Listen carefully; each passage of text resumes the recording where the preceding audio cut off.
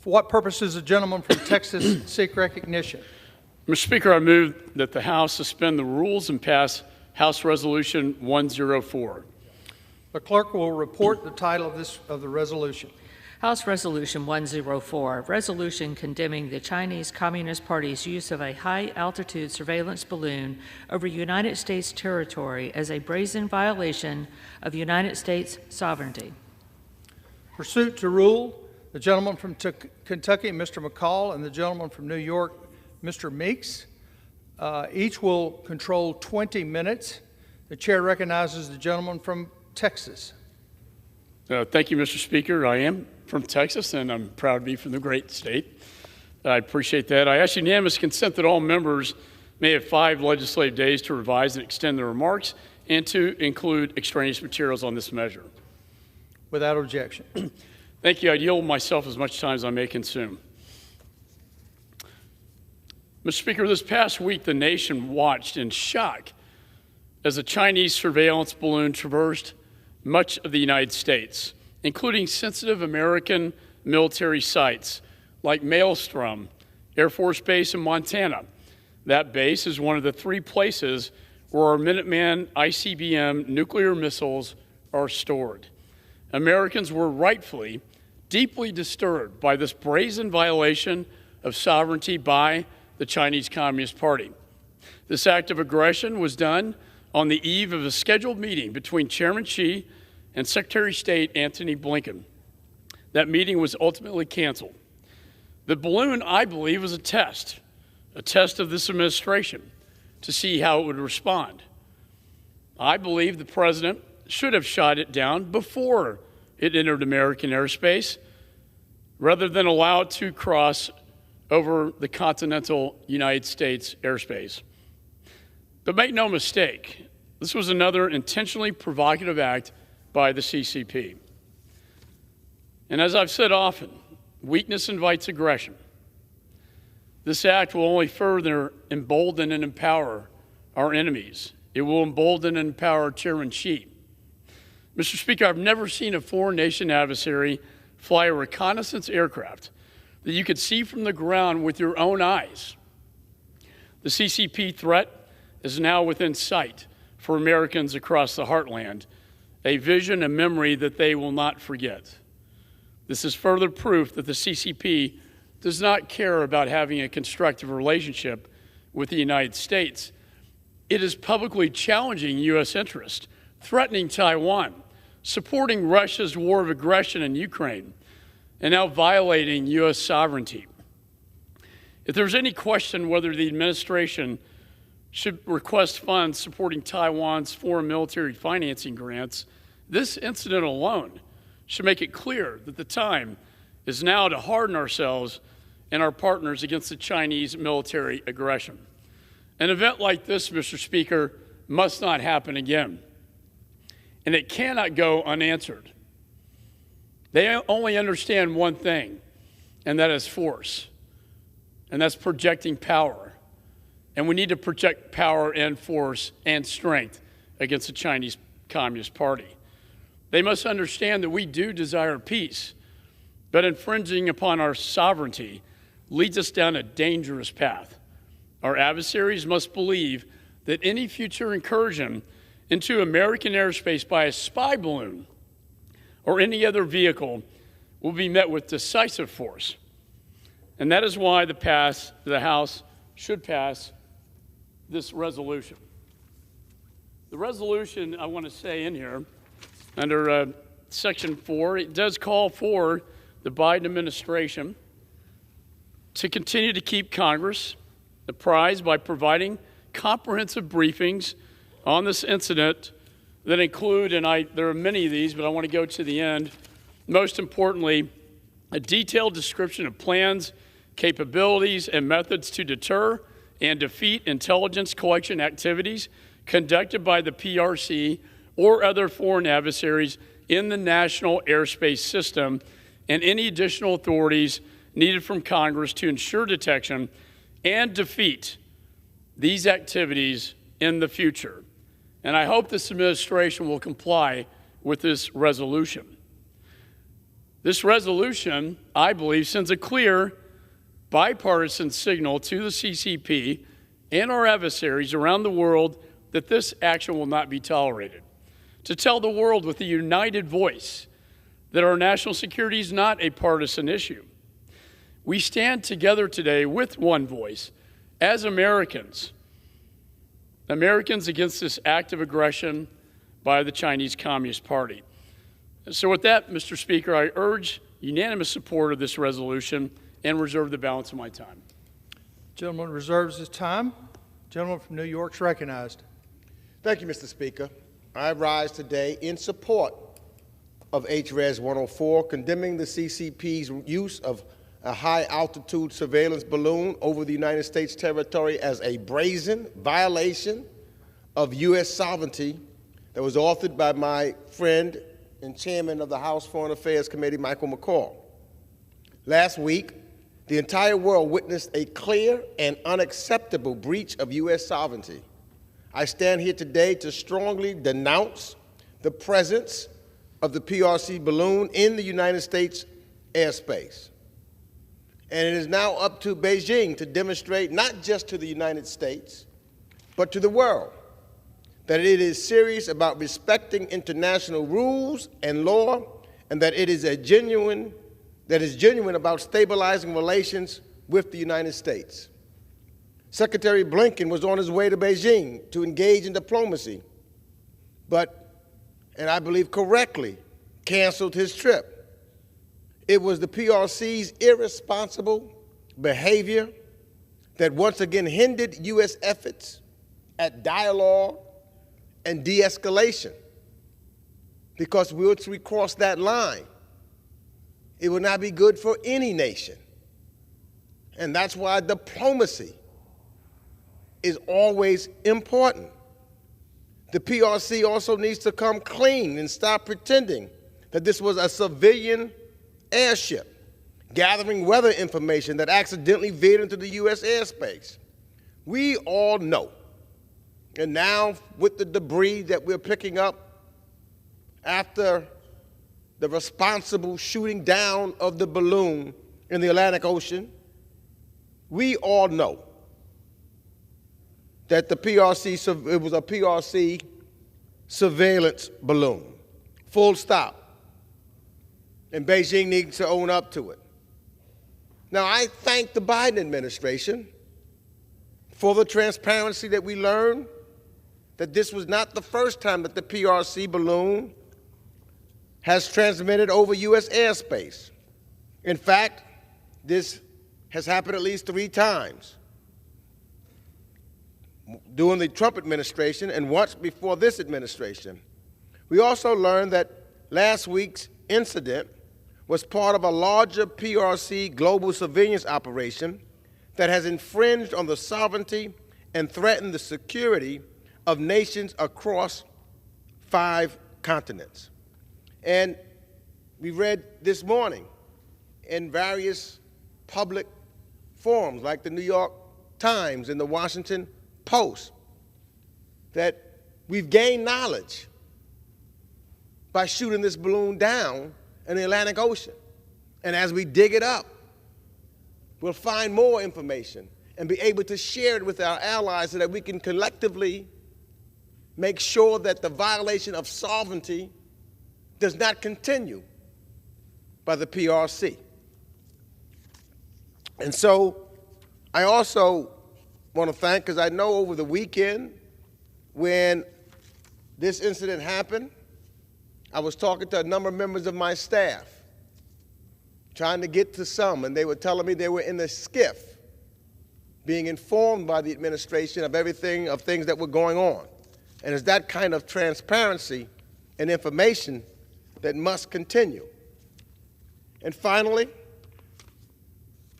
let me just say that I thank the Biden administration for bringing that balloon down. I don't believe that China thought we'd take it down. We did. We benefited from it. We've learned from it. We're examining it. We're working with our allies to make sure that our sovereignty is not invaded by the PRC, and I reserve the balance of my time. Gentleman's time is reserved. Gentleman from Texas is recognized. Thank you, Mr. Speaker. I'm pleased to yield 3 minutes to the gentleman from South Carolina, Mr. Fry, who personally eyewitnessed this spy balloon in the Atlantic Ocean as it was shot down on the beaches right off of his district, off the coast of his district in South Carolina. Gentleman is recognized for 3 minutes.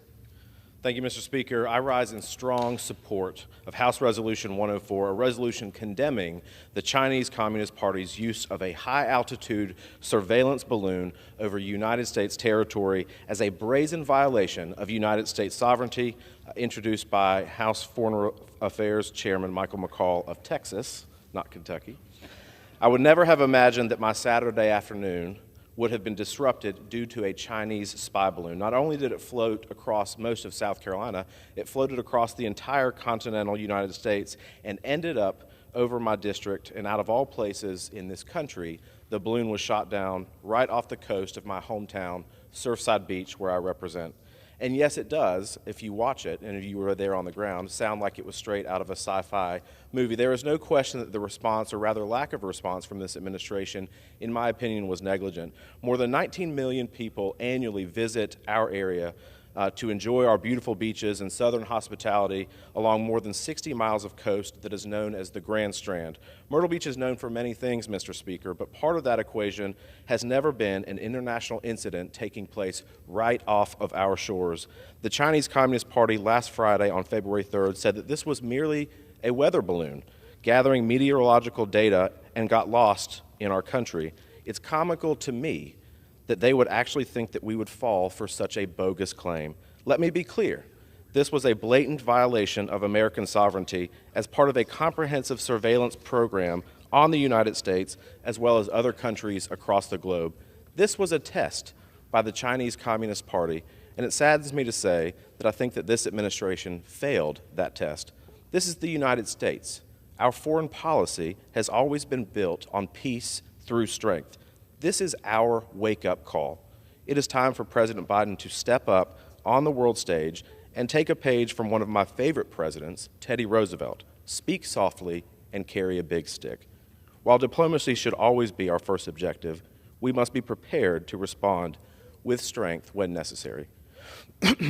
This resolution shows that the U.S. House of Representatives, in bipartisan fashion, condemns the Chinese Communist Party's efforts to deceive the international community with their false claims of intelligence collection, and I call on this administration to promptly and decisively act to further prevent surveillance attempts in the future. Thank you, Mr. Speaker. I yield my time. Gentleman's time is reserved. Gentleman from New York is recognized. Thank you, Mr. Chairman. I yield 4 minutes to the gentleman from California, Mr. Sherman, a member of the House Foreign Affairs Committee. Gentleman is recognized for 4 minutes. China says it reserves the right to retaliate against America for the temerity of shooting down their spy balloon over our territory. This arrogance should not surprise us. It is the fruit of decades of China successfully pushing us around and getting away with murder. The balloon is just the latest, and I think the smallest, invasion of our sovereignty. China denies access to American companies to its market, thus creating the most lopsided trading relationship in the history of trading relationships, with all the macroeconomic effects that has. But it also has an effect on our sovereignty, because it then allows access to their markets to selected American companies, handing out that access like dog training treats. And lo and behold, our corporations, they roll over, they sit down, they play dead. Morgan Stanley has to tell its American customers to invest, or advises them to invest 15% of their money in China. Oh, and if it fails to do so, Morgan Stanley won't be able to do business in China. God forbid anybody from the NBA mentions Hong Kong or the Uyghurs. they're bounced out of the league. And Hollywood is told they can only get 40 movies into China every year, which means if they make a movie about Tibet, it will not be shown in China. Hell, if they make a movie about Tibet, none of their movies will ever be shown in China. As a result, we're not going to see a movie about Tibet or the Uyghurs. China controls what we see on our screens.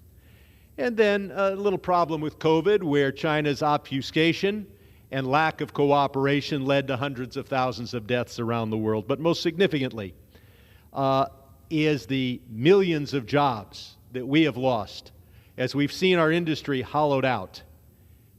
The result is a decline in real wages over the last 30 years of Americans without college degrees, and the fentanyl crisis as well. All of these offenses deserve a major response, and we cannot limit that response to the response to just this balloon. And like a balloon, we cannot allow this to all blow over. I have 5 modest proposals. First, we should sell identified weapon systems to Taiwan, including the helicopters. Second, we should provide that China automatically loses its most favored nation status if they invade or blockade Taiwan. Third, all major American corporations should report to their shareholders how they would be affected by a rupture in the U.S.-China trade relationship, because that is a genuine risk factor. It might happen. But that will encourage the companies to disengage from China and to build resiliency to compete for capital by showing shareholders that they are ready and that they have disengaged. And if our companies are resilient, our economy is resilient. Fourth, we need a fund to compensate American companies that choose not to bow down to China and therefore suffer losses. And this needs to be funded from a tariff on Chinese goods. And fifth, we need tough responses to China and tariffs if they retaliate for any of the 4 things I just identified. We have a lot to do. This balloon has woken up the American people, and it should wake us up to the far greater things that China has done. In the meantime, let's pass this resolution. Thank you.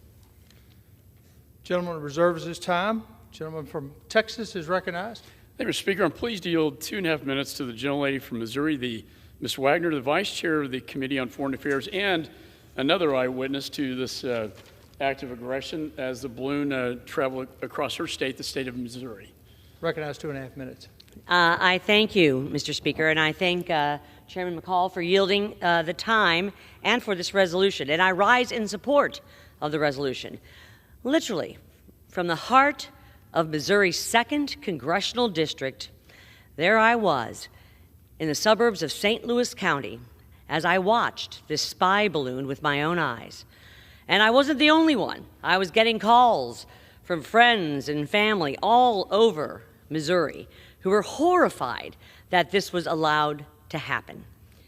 We watched in real time from our backyards and workplaces as a foreign aircraft equipped with spyware navigated over our neighborhoods, our military installations, and our vital infrastructure. As this spy balloon approached Alaska, the response should have been crystal clear. It should have been shot down before it entered our skies. Instead, the Biden administration waffled again. They knowingly allowed a foreign military aircraft equipped with spyware to invade U.S. sovereign territory and navigate itself unimpeded all across the country, putting the privacy of countless Americans at risk.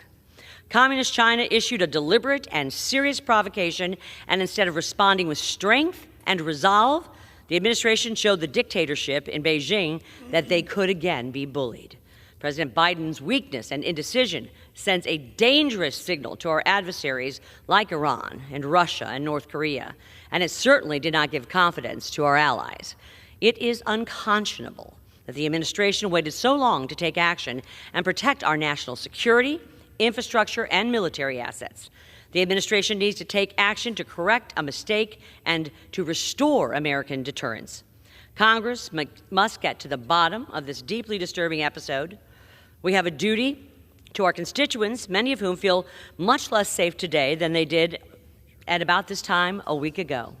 I can tell you that that's the case in Missouri's 2nd Congressional District, where families literally watched as the foreign military balloon aircraft flew over their private property, collecting data about their lives to send back to Beijing. This must never happen again. I urge my colleagues to join me in supporting House Res 104, and I yield back. Gentleman's time is reserved. Gentleman from New York is recognized. Mr. Speaker, at this time I gladly yield 3 minutes to the gentlewoman from Texas, Representative Sheila Jackson Lee.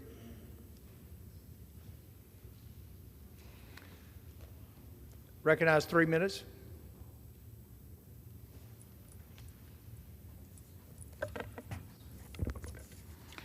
I thank the ranking member, thank the managers of this bill. This was no weather balloon. This was a spy balloon. And let me be very clear. Members of both sides of the aisle, Democrats and Republicans, are standing before the American people and recognizing that this resolution of the Chinese Communist Party's actions are appropriate, and we should, as Americans, denounce their actions. But let me be very clear as well. I want to congratulate the United States military, intelligence officials, and others who effectively took the Commander-in-Chief's order that occurred on February 1st to shoot it down, and they handled themselves with the greatest amount of appropriateness to ensure that the American people were safe, to contain the threat, and to do their job. It serves no purpose to suggest that the Commander-in-Chief, President Joe Biden, failed the American people or did anything wrong. Interestingly enough, in the midst of the spy balloon, over 70% of the American people believe that Joe Biden took to the podium in the State of the Union and gave them enough comfort that the State of the Union is well. Our souls are strong, and the American people are strong. And so, yes, as a member of the Homeland Security Committee, I am keenly aware and concerned about this nation's national security, keenly aware of the time frame in which this spy balloon came into our eyesight. With that in mind, even as it traversed the United States, I can assure you, in spite of the chronicling of the facts here, that General Austin, Department of Defense, and others that were responsible for our safety pursuant to the direction of the Commander-in-Chief followed this spy balloon and were able to handle its appropriateness in the course of shooting it down. And finally, let me say, it is important that we use this as a condemnation of the Chinese Communist Party. Let us not use this to intimidate Chinese Americans or to be able to create atmospheres of hate. I denounce that.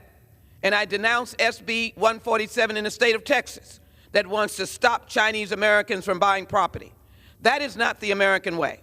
What is the American way is to stand as Democrats and Republicans and others and members of Congress to take our full responsibility alongside of the executive to ensure your national security. We have done that. We have the facts, we know the traversing, and I can assure you that the Chinese Americans have not engaged themselves in this activity and should not be condemned, and the Chinese Communist Party is aware of the strength of the people of the United States and their defense. I yield back. Gentleman's time reserved. Gentleman from Texas recognized. Thank you, Mr. Speaker. I'm pleased to yield 2 minutes to the gentleman from New Jersey, Mr. Smith, the chairman of the Foreign Affairs Subcommittee on Global Health, Global Human Rights, and International Organizations. Gentleman, 2 minutes, 2.5 minutes. Thank you, Mr. Speaker. And I thank my good friend for authoring this very important and very timely resolution. It asks many of the tough questions that have to be asked, and we need answers. Mr. Speaker, journalist Paul Bedard wrote an incisive article on February 3rd entitled, "Dry Run, Balloons Called Top Delivery Platform for Nuclear EMP Attack." And he points out that obviously the grid would be fried, we would be unable to do just about anything. And here's a balloon going over our military installations, including our ICBM base with the capability to launch an EMP attack. Did we know it?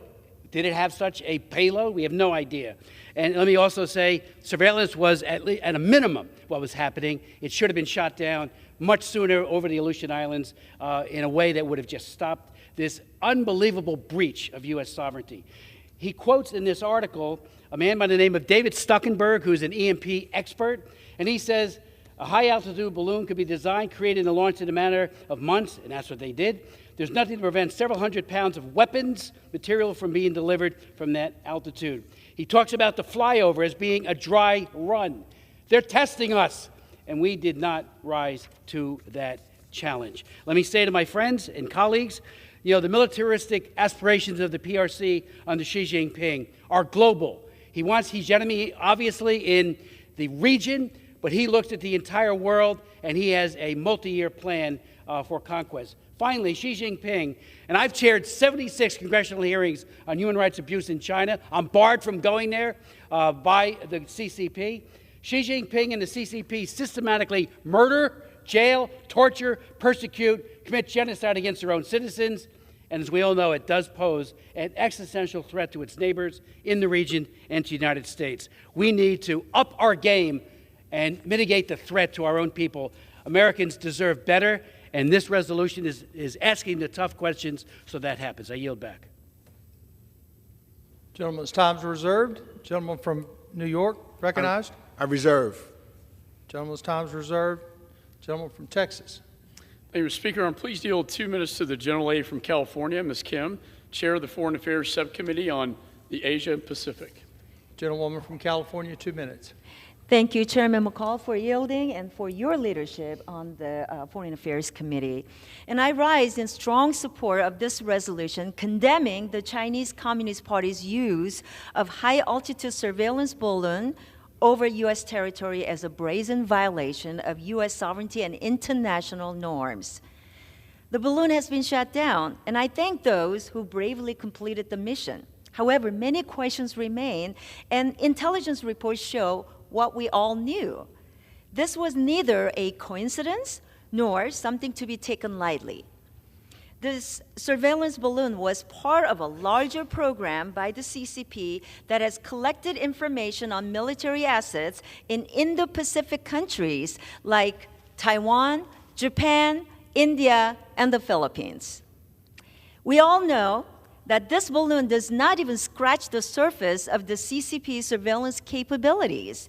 Millions of Americans are spied upon every single day through TikTok and other state-affiliated applications and technologies.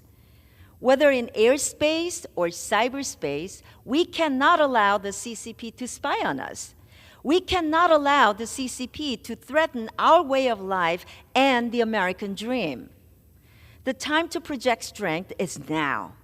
We must defend our airspace, send a strong signal to the CCP that this behavior will not be tolerated, and equip our allies with the tools they need to deter and defend against CCP's aggression. As Indo-Pacific Subcommittee Chair, I'm committed to getting answers from the Biden administration about when they knew the CCP's balloon was entering the U.S. airspace, what they know about the CCP balloon program, and we need to ensure the United States responds to this type of aggression with strong, decisive action from our leaders. Thank you, and I yield back. Gentleman from Texas, time is reserved. Gentleman from New York. Thank you, Mr. Speaker. Let me just say that the Biden administration, we just had a classified hearing, so the questions could be asked. They've been transparent.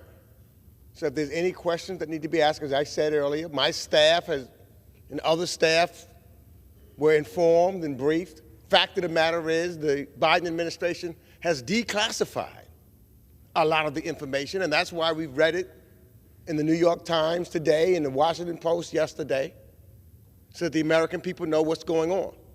So there's no secrecy in what took place. We know that there was a decision, as indicated in the Times today, that we would get more information by bringing it down in the Atlantic Ocean and obtaining the balloon, looking at it, and learning from it and having more of a benefit than China did with what its civilian balloon was attempting to do. We know that. So there's no question, if there's any question that any member of Congress has about what took place or transpired, one, you can first just go to the New York Times or the Washington Post, or two, where yesterday Secretary of State Blinken held a press conference, or you could have gone to the classified hearing this morning where all of the decision makers were present and asked any question that you wanted to. So there's been complete transparency by the Biden administration. I conclude by saying, though, there's one thing that we all agree upon, that the United States sovereignty was crossed by the PRC. There's one thing that we can agree upon, that the PRC are the ones that violated it and sent a surveillance balloon, not only here in the United States, but as we've learned, over 5 continents. And that we've got to work collectively together to isolate the PRC and its dictatorship for the harm and the spying that it is doing across this globe. I reserve the balance of my time. Gentleman reserves time. Gentleman from Texas is recognized. Thank you, Speaker. I'm pleased to yield 2 minutes to the gentleman from Montana, Mr. Zinke, an original co-sponsor of this bill, and also yet another member who eyewitnessed this spy balloon as it flew over his state of Montana. Gentleman is recognized for 2 minutes. Mr. Speaker, well, I'm thrilled to death that both sides recognize it's a problem, and it is. But let's call it like it is. First of all, China. I don't expect China to tell the truth. It says a civilian airship. We know that's a lie. But I tell you, nor do I appreciate the Biden administration's explanation. Let's go through them really quickly. Number one, remote. Our concern not to shoot it down because it was going someplace remote, or we could have collateral damage on the ground. It went through Aleutian Chain, one of the most remote places on the planet. As a former SEAL, I can tell you there's not a lot out there. Then it went over Montana. Petroleum County, for instance, has 434 people in it. That is less than the United States Congress. And then I guarantee you the chance of hitting collateral damage was probably more off the coast of Myrtle Beach than it was in Montana. And then they even suggest, well, we gained great intelligence as it meandered from Montana to the Carolinas because we were monitoring what the Chinese were spying on. That's like inviting a burglar to your house just to see what he takes. So look, it's a problem and it has been a problem. And also, to blame the Trump administration, look, I was Secretary of State. Does anyone in this body, does anyone in America remember a balloon the size of 3 buses at 65,000 feet going from Montana to North Carolina? I mean, come on. So we all recognize it's a problem. And lastly, if this administration can't figure a balloon out, then how can we figure out Taiwan? Mr. Chairman, I yield back. Gentleman reserves his time. Gentleman from New York is recognized. I reserve. Gentleman reserves. Gentleman from Texas is recognized. Thank you, Speaker. I'm pleased to yield 1.5 minutes to the gentleman from Texas, Mr. Moran, a member of the Foreign Affairs Committee. Gentleman is recognized for 1.5 minutes. Thank you, Chairman McCaul. And Mr. Speaker, thank you to Chairman McCaul and the ranking member for House Resolution 104. I stand to support this resolution. The sovereignty of any nation should, at the very least, be defined by its physical barriers. Certainly, sovereignty extends far beyond geographic borders, but at its base, a sovereign nation not only has the right to defend itself against intrusion, but it has the responsibility to do so.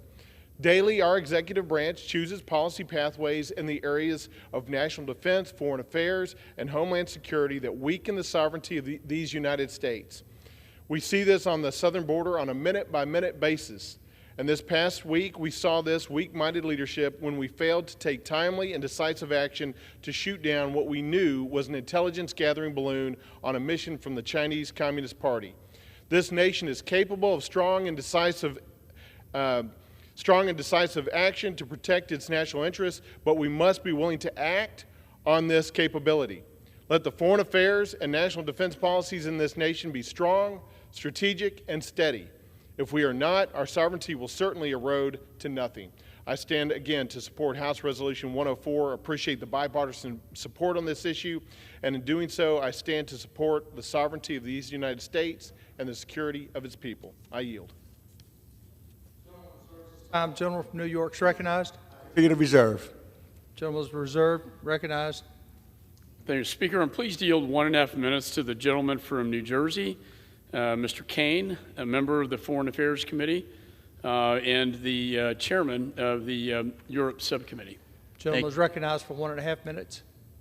Thank you, Mr. Chairman, for yielding me time. Mr. Speaker, I rise in support of HRES 104, which rightfully condemns this violation of the United States sovereignty by the Chinese Communist Party. Last week, we saw the Chinese Communist Party breach U.S. airspace with the intention of openly surveilling sensitive U.S. national security facilities, including locations housing nuclear missiles. This is unacceptable and demonstrates again that the CCP is willing to challenge the United States and to flaunt its intelligence-gathering operations in our country. The Biden administration owes the American people an explanation as to why earlier action was not taken against this threat. Why is any foreign government allowed to act in this fashion without an immediate response from the U.S.? We must project strength, not weakness, if this nation wants to be taken seriously on the world stage.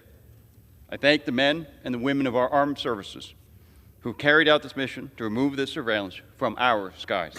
I will continue working with my colleagues on the Foreign Affairs Committee to support our partners in the Indo-Pacific to address this threat posed by the CCP and to provide appropriate oversight over this administration.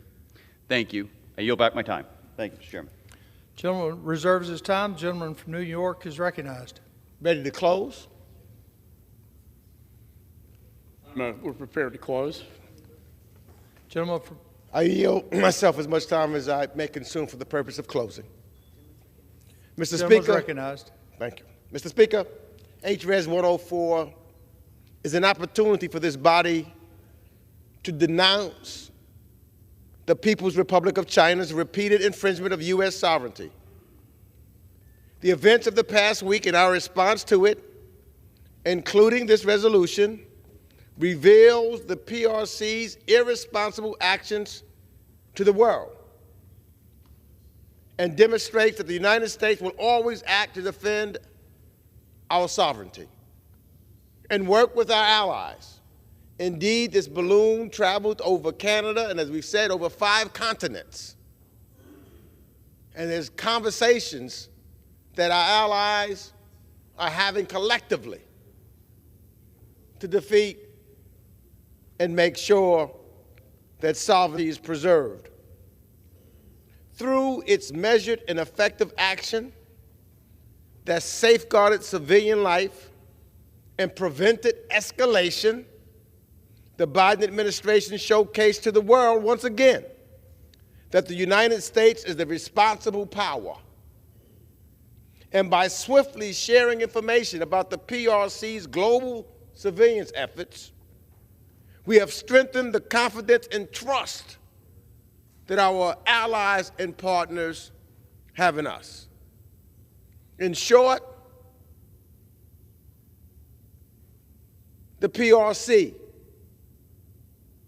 came out on the bottom, and America came out on top. With the confidence that we will continue to do so in our competition with the PRC, I hope that all of my colleagues join me in condemning the PRC's violation of our sovereignty and support this resolution. And I yield back the balance of my time. The gentleman yields back. The gentleman from Texas is recognized. Thank you, Mr. Speaker. Let me just say, lies, deceit, espionage, spying, this is nothing new. I remember in 1997, I was assigned to a case at the Department of Justice to prosecute a man named Johnny Chung. He was taking money from Chinese intelligence officials, from China Aerospace, to put into the Clinton campaign to influence the election, because China wanted to influence the election back then. They wanted satellites. They wanted aerospace technology. That's why they were doing it then. And guess what? My FBI agent got indicted for espionage for sleeping with a Chinese spy. Imagine that. A Chinese spy who for 20 years was cultivated as an FBI asset. Her name was Katrina Leung, and I'll never forget it, because all the information I gave my agent went straight back to the mothership in Beijing. A Chinese spy, 20 years cultivated, became a double agent reporting back to Beijing, and we can't release those documents 20 years ago, 30 years ago. But this one takes a cake, man. A balloon as brazen that's only 60,000 feet above the ground, that can be seen from the naked eye to surveil the United States of America. We talked at our organizational meeting last night how this committee is bipartisan, and we are bipartisan. We are bipartisan on this issue. And Mr. Speaker, I will tell you this. If there's anything this Congress can get done, I challenge the other side of the aisle. Let's stand together against this common enemy that we have. Our enemy is not each other. Our enemy are our foreign enemy nations, like China, Russia, Iran, and North Korea. China being the largest foreign state adversary, the biggest threat long-term to the national security interest of the United States. Let's do it with one voice. Let's put our partisan politics aside, do what's right for America. I yield back. The gentleman's time has expired. The question is, will the House suspend the rules and agree to House Resolution 104? Those in favor say aye. Those opposed, no. In the opinion of the chair, 2/3 being in the affirmative, the rules are suspended. Yes. On that, I request the yeas and the nays.